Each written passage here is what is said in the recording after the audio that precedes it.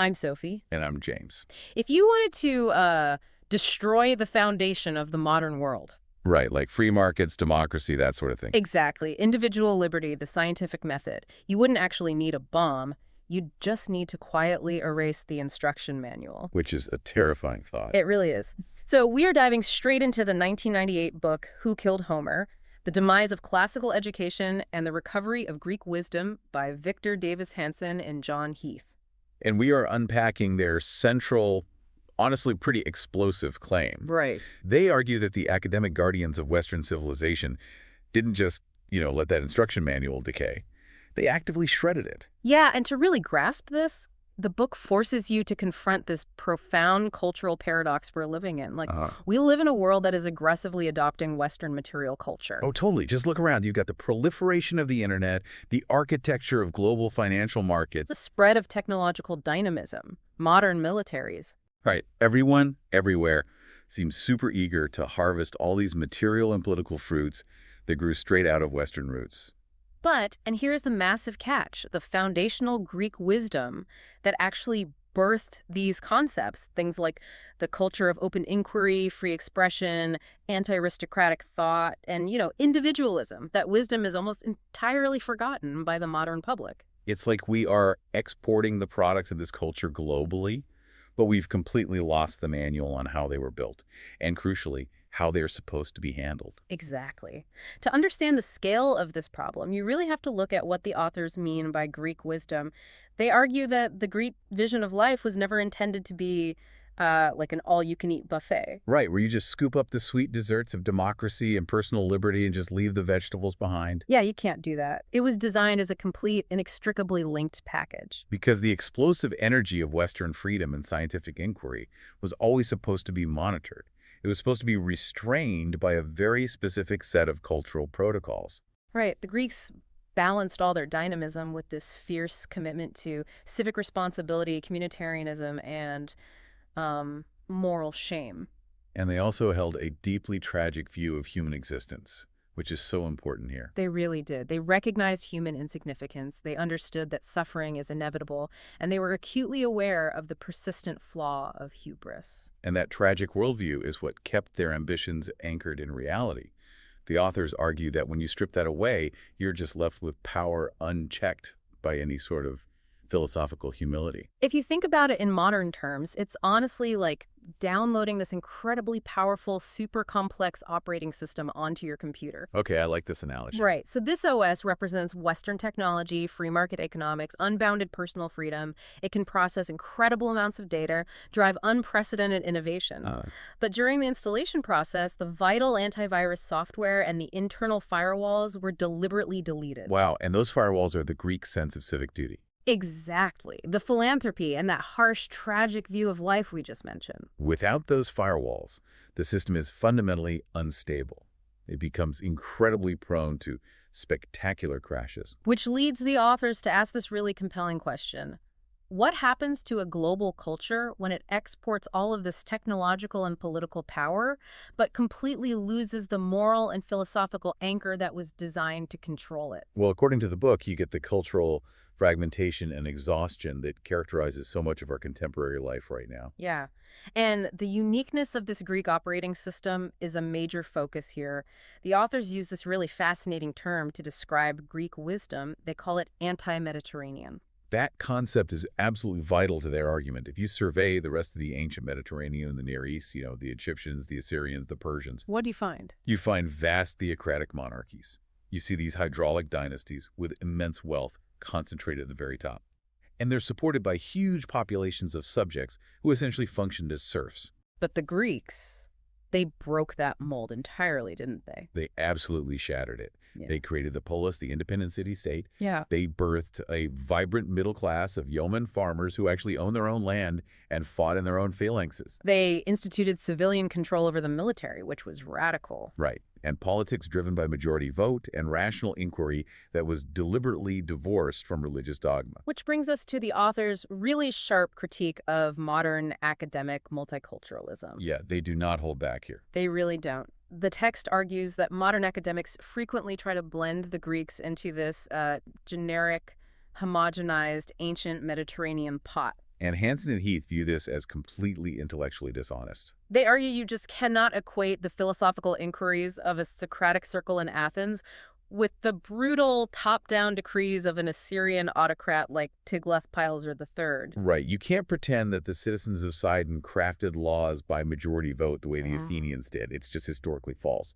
By attempting to make all these ancient cultures functionally equivalent, the specific, unique, and highly potent machinery of Greek thought just gets erased from the curriculum. And that erasure raises the central question of our whole deep dive today. Mm.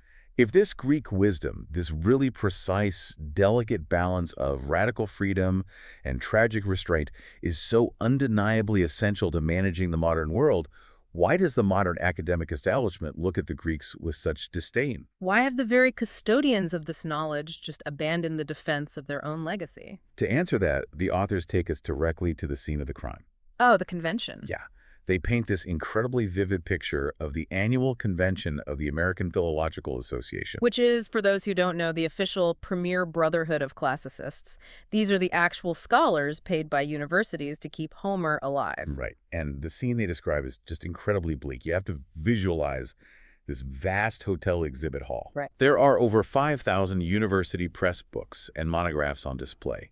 Throughout the conference rooms, over 300 papers are being presented. But they aren't about what you'd think they're about. Exactly. They aren't about the grand, sweeping lessons of the Peloponnesian War or the core philosophy of Plato.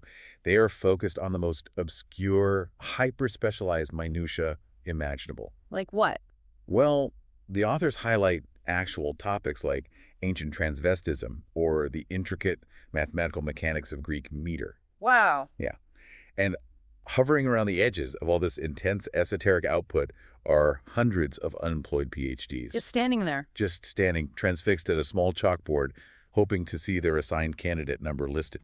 Because that number would mean they scored a single fleeting job interview in an academic market that is virtually dried up. The authors identify this vast, unbridgeable gulf between the raw vitality of the ancient Greeks and the bureaucratic timidity of these modern classicists. Right. The individuals entrusted to preserve the muscular, life-and-death stakes of Homeric epics or Sophoclean tragedy have essentially become quintessential administrators. And the book is devastating in its critique of how these scholars are actually produced. Like, freshly minted PhDs are essentially processed through an intellectual cloning facility. It really sounds like it.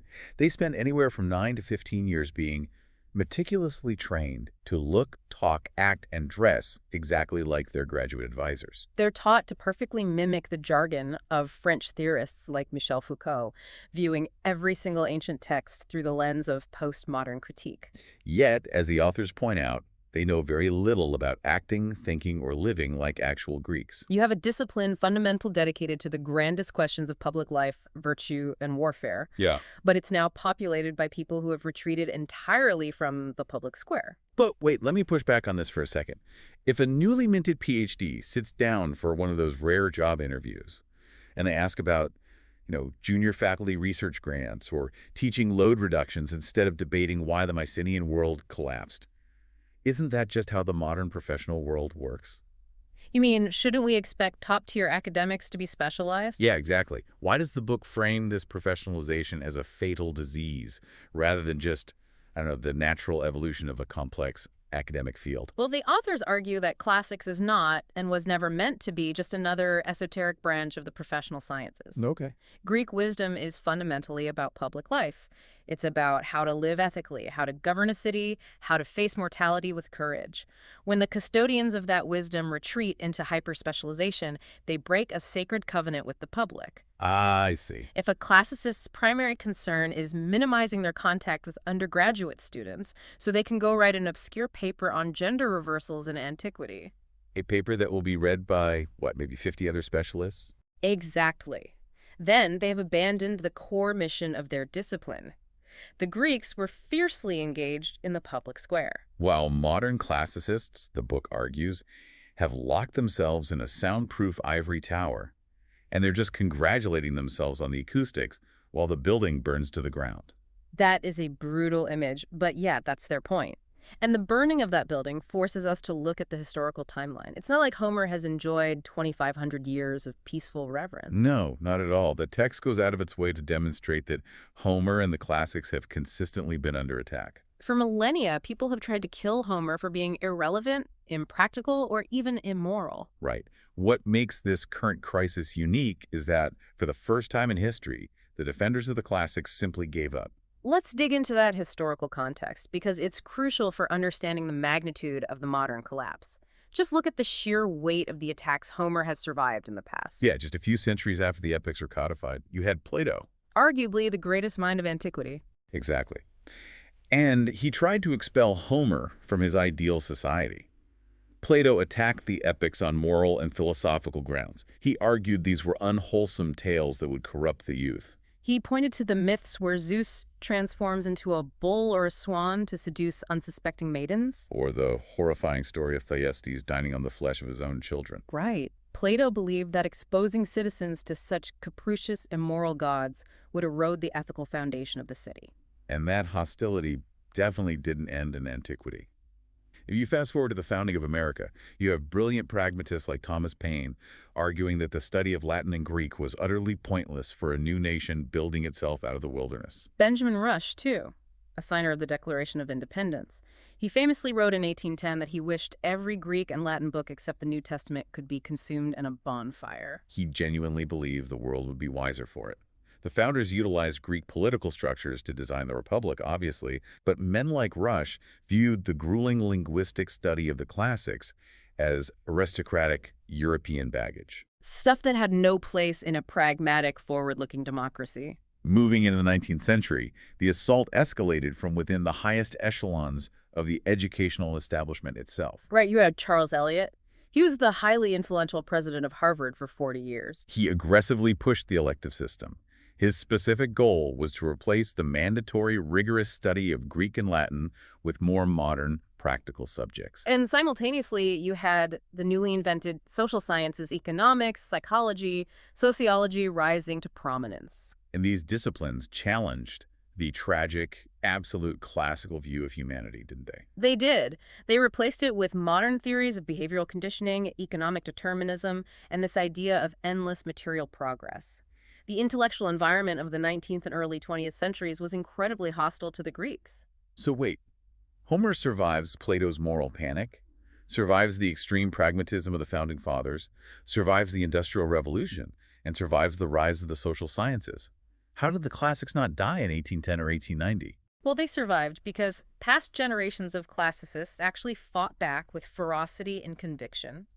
When Plato attacked, Aristotle systematically dismantled his critiques in the Poetics, defending the epics on both moral and metaphysical grounds, explaining the vital function of tragedy and catharsis. And when the 19th century pragmatists attacked, classicists hit the pavement. They eagerly demonstrated the intense practical utility of their field. They argued persuasively that mastering Greek and Latin built unmatched logical rigor, refined aesthetic judgment, and instilled a rock-solid ethical foundation that was necessary for leadership. The authors also point out that the discipline was repeatedly saved by eccentric mavericks who were operating totally outside the mainstream academic establishment. Oh, like Heinrich Schliemann. Yes, specifically him. He wasn't some polished university don. He was a wealthy, obsessed amateur. The authors even describe him as a bully. But he took the Iliad in hand, traveled to the coast of Turkey, and quite literally dug up the physical walls of Troy. It's amazing. He electrified the world's imagination by proving the myth actually had a foundation in reality. Then you have Milman Parry in the 1920s, a scholar who completely revolutionized Homeric studies by proving the epics were the product of a massive oral tradition. Right, which completely changed how we understand memory and poetry.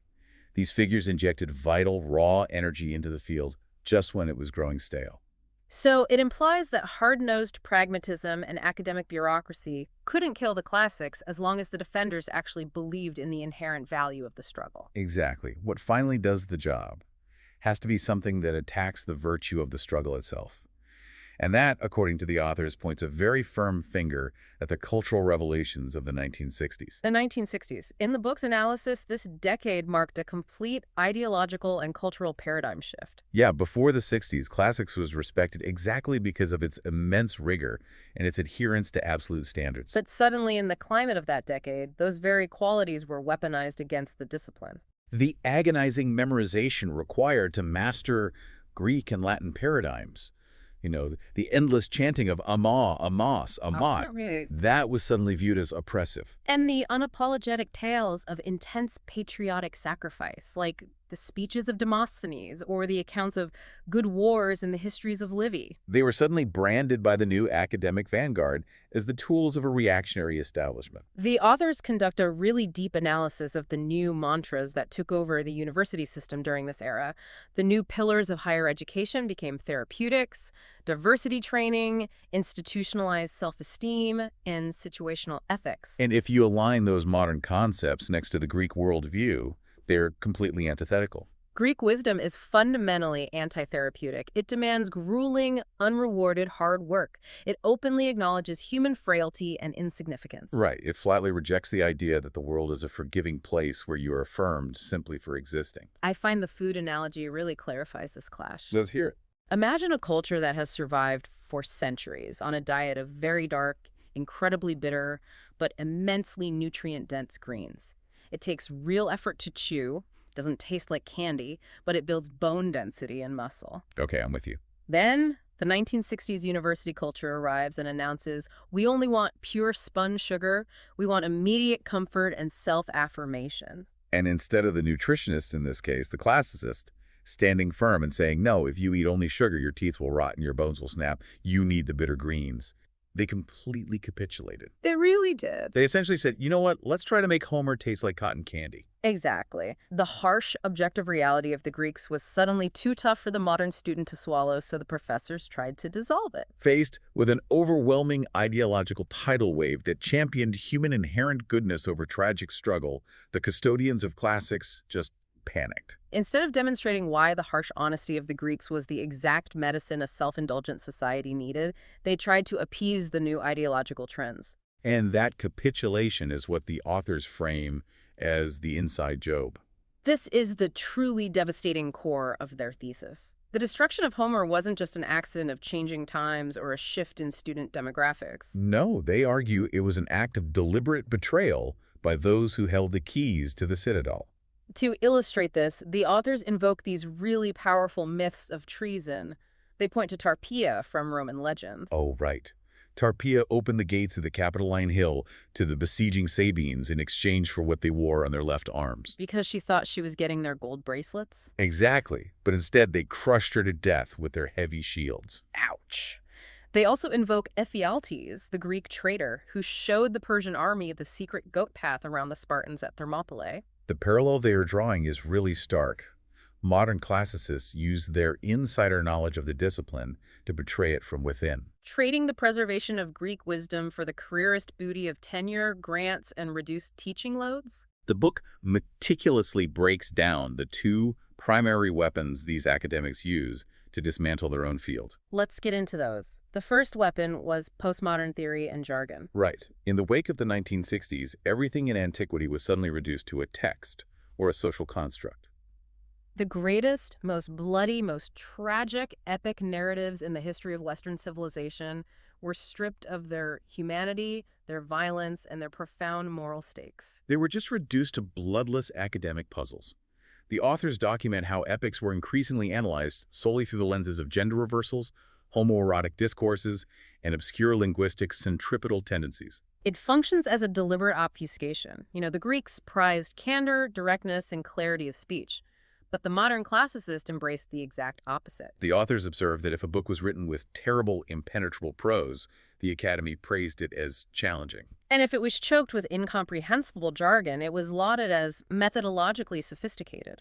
By encoding their research in a language that no normal person could possibly read, let alone care about, they effectively built a massive wall between Greek wisdom and the public. They turned a foundational public philosophy into an elite secret club. Which feeds perfectly into the second weapon they deployed, careerism. Right.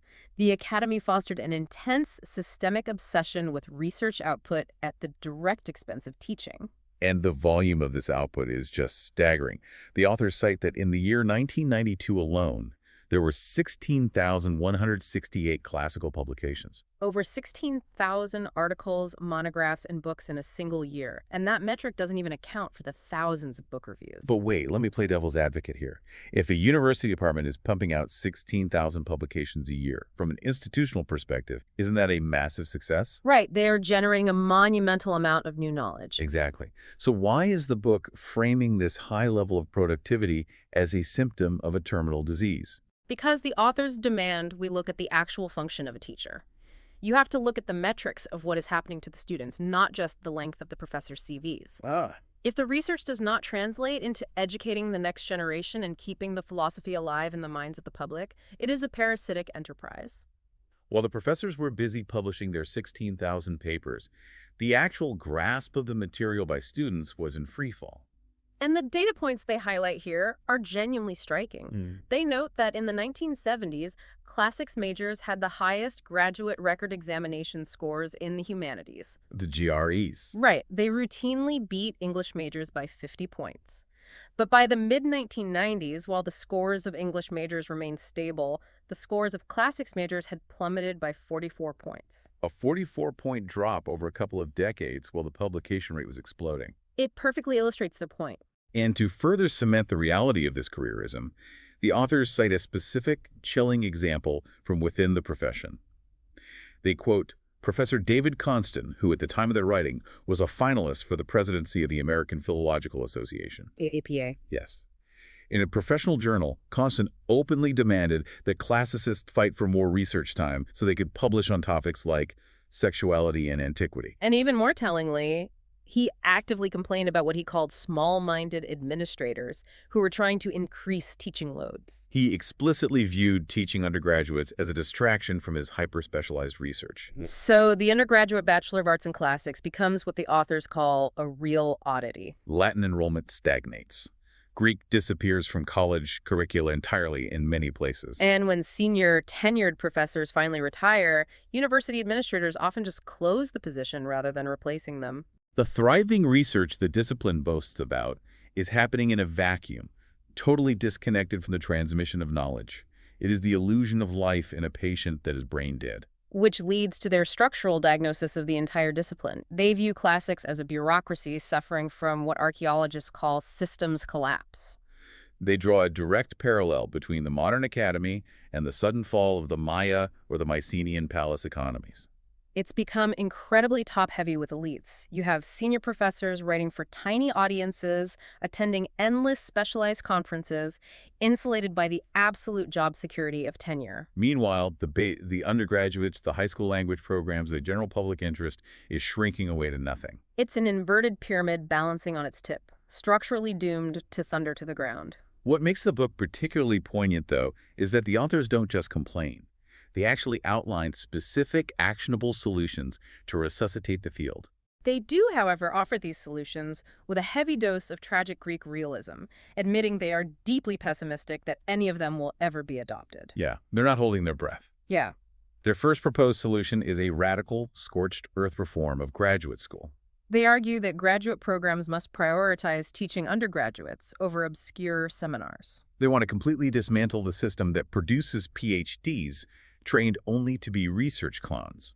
Instead, they want to produce passionate educators who can walk into a room of distracted 18-year-olds and captivate them with the brutal, pragmatic realities of the Peloponnesian War. They also argue that the university needs to fundamentally change its entire reward system. Rather than granting tenure based on hyper-specialization that no one reads, universities must reward broad, synthesizing scholarship that is directly linked to classroom teaching. And they get incredibly blunt about hiring practices. They insist universities must stop hiring what they metaphorically call British butlers. I love that term.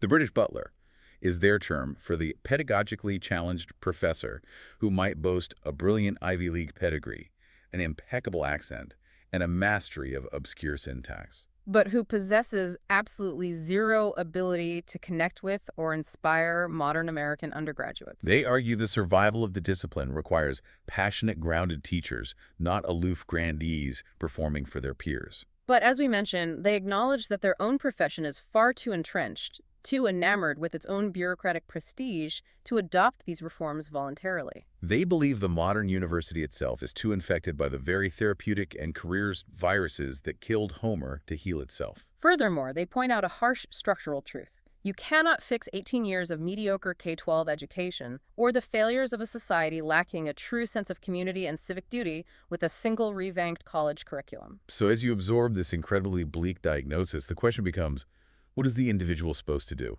Right. If the institutions are failing, if the academic custodians have betrayed the legacy, and if the authors themselves concede, the system likely will not reform. Are we just supposed to watch the tradition fade into total obscurity? The authors are offering a stark warning, but embedded within it is a call to individual intellectual responsibility. The tragedy they outline is profound. The West is conquering the globe materially. We are handing out smartphones, establishing global supply chains, and exporting democratic architectures. But we have abandoned the ethical and philosophical operating manual, the Greek wisdom of restraint, civic duty, and tragic realism required to manage that immense power safely. And we lost it because the academic custodians chose careerism and incomprehensible jargon over the hard, vital work of teaching. But there is a glimmer of hope, and it comes directly from the Greek tradition itself. We want to leave you with a final provocative thought that builds on the text. The authors briefly invoke Aristotle's cyclical view of history. Aristotle observed that arts and sciences perish, and then they are explored and discovered again, many times over throughout human history. The authors suggest that if the formal, university-based study of Greek is truly dead, if the academic department of classics is an unsalvageable corpse, that does not mean Homer is gone forever. It raises a fascinating question about where the rebirth might happen. The authors express a hope that Greek wisdom will emerge next in some new, unimagined, non-academic form. Look at the very technological dynamism the West created, which is a direct product of Greek rationalism and free inquiry. Could the global internet itself become the wild, untamed frontier where Homer is unexpectedly resurrected? Free from the jargon and the gatekeeping of the ivory tower, a new generation of amateur scholars could bypass the universities entirely. Much like Heinrich Schliemann, who ignored the academics and just started digging in the dirt of Troy, everyday people might use digital platforms to rediscover the brutal, beautiful, and deeply necessary truths of the Greeks. The institution might be dead. The academic machinery might be broken beyond repair. But Greek wisdom isn't just a collection of dusty texts. It's an elemental force regarding how to view human nature. The pulse of Homer, that raw, unyielding demand for truth and tragic resilience, might just be waiting to beat again out there in the wild, far away from the academies that tried to bury it.